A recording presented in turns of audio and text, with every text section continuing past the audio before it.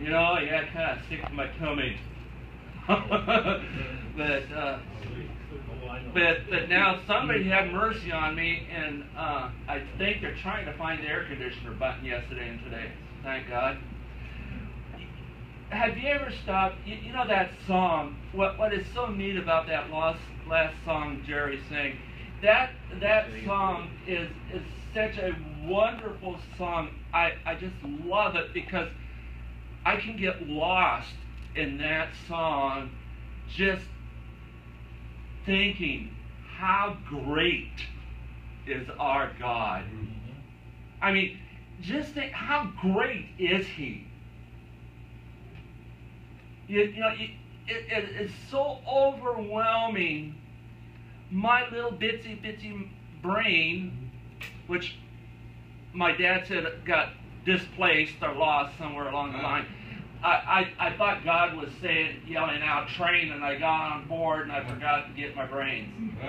But anyway, it's so powerful. And then that other song, Amazing Grace, saved a wretch like me. And one time many times I've sang that song, Amazing Grace, saved a wretch like you. Have you ever heard that? Saved a wretch like you. Because I know I am. I am a wretch. But God is so great. It's so powerful that, you know, He doesn't need other books. And you know, the thing that I'm finding really kind of interesting, especially in these latter days and through the tribulations that are coming our way and that we are starting to experience, that there are thousands of books coming out there about God and the Bible. And about this is going to happen and that's going to happen and everything else.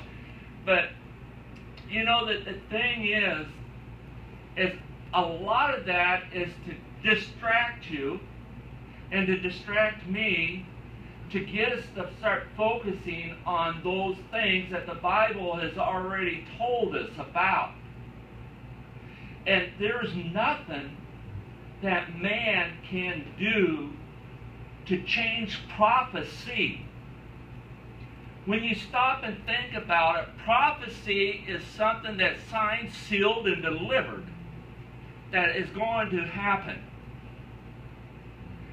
And ever since the birth of Christ, people have been trying to figure out when the coming of the Messiah is going to be. Well, I already know. When you stop and you think about it, you only need one book. And I wish people would start realizing the only book we need is the Word of God.